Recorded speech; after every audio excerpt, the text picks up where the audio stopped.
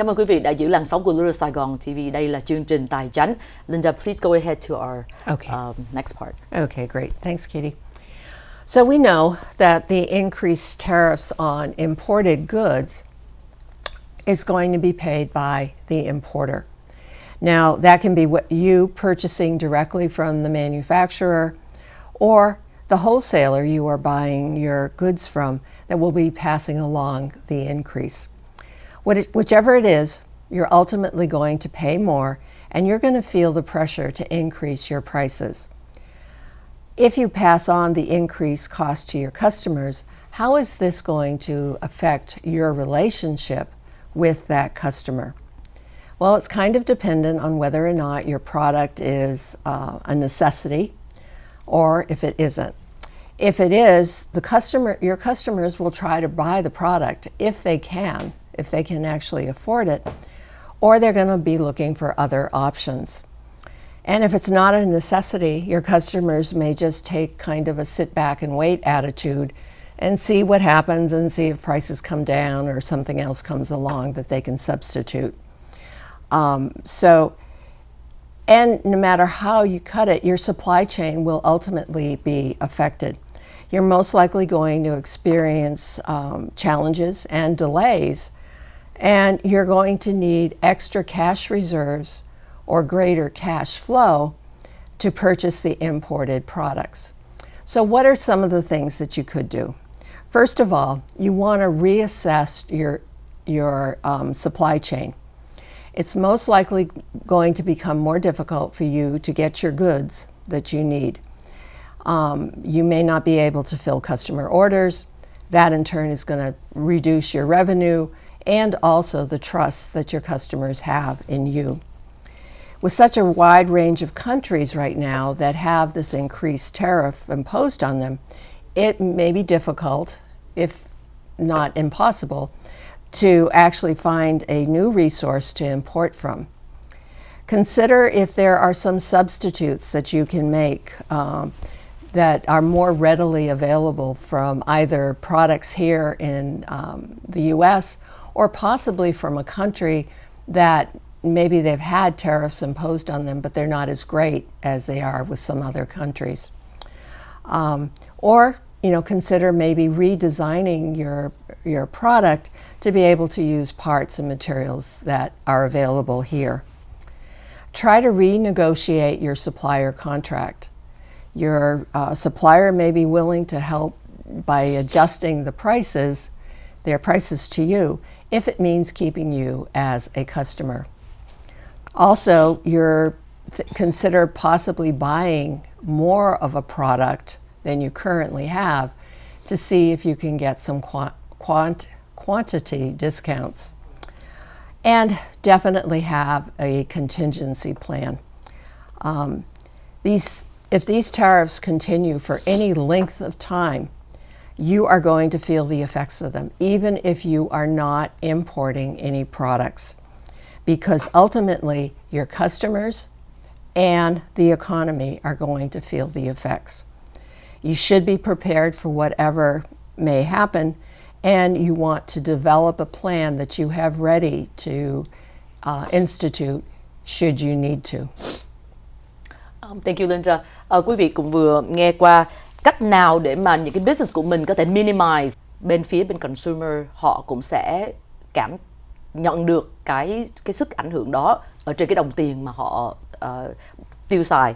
Thì nếu mà một cái business thì quý vị phải làm sao? Tức là mình sẽ nhìn lại cái supply chain của mình, xem là cái supply chain đó nó ở cái nước nào và cái tariff nó có cao quá cho mình không. Có thể mình phải redesign cái sản phẩm của mình để mình có thể dùng những cái thứ mà supply mà nó có sẵn ở nước Mỹ, hoặc là đối với những các đất nước mà nó ảnh hưởng ít, coi như nó bị impose thuế mà ít thôi, hoặc là mình cần phải đi tìm một cái supply, mình cần phải tìm một cái nơi khác để mà mình làm việc và bắt đầu có những cái kế hoạch planning để mà mình chuẩn bị cho những cái trong tương lai ảnh hưởng bởi tariff. Bởi vì nó không sớm thì muộn, tất cả mọi chúng ta, business owners, consumers đều phải sống với lại cái mới về tăng vật giá, có thể quý vị sẽ không có tăng lương, quý vị có thể phải tăng giá sản phẩm, tăng giá dịch vụ, tăng giá mà để cho khách của mình đồng ý để họ tiếp tục họ mua, chứ không họ đi nơi khác thì mình lại mất khách, đúng không ạ? Cho nên đây là một cái bài toán cân nhắc không phải là dễ. It's not easy. Nó sẽ có rất là nhiều thứ mà quý vị cần phải để ý, chú ý ngay từ hôm nay. Yeah, please go ahead. Thanks, Katie. A few other things that you might want to consider as you're trying to plan on moving forward. Evaluate your inventory. Know exactly how long your inventory is going to last you and when are you going to need to reorder product, and plan accordingly. Review your current cash flow and your reserves. Do you have time to build up these cash reserves to be able to absorb the extra cost? Obviously, cut costs wherever possible. Look very closely at your entire operation. Identify any areas where efficiency could be improved. Are there places you can streamline your process? Reevaluate your overhead. Obviously, cut any non-critical items. Consider getting a business line of credit. This can act as a emergency fund for you, a lifeline should you need to tap into it. And you'll only need to make payments on the amount of funds that you tap into when you actually do it. However, and this is important, keep in mind, if inflation continues to increase, the cost of that line of credit is going to go up. If you can, maybe invest in technology, automation, data analytics, cloud platforms. They may be able to help you to streamline your operations, help you to better manage your inventory, and improve communications with your customers and your vendors. And speaking of communication, communicate with your customers. Even if you have to raise prices, be upfront with your customers, explaining why you have to do this, and emphasize what value they're getting from you and your products and the services that you're providing, and remind them your value as well. And certainly never forget to thank your customers for their loyalty. And finally, stay informed. This is a very dynamic situation, changing day to day. You need to be prepared. You need to make changes. You need to be ready to make those changes as your circumstances change.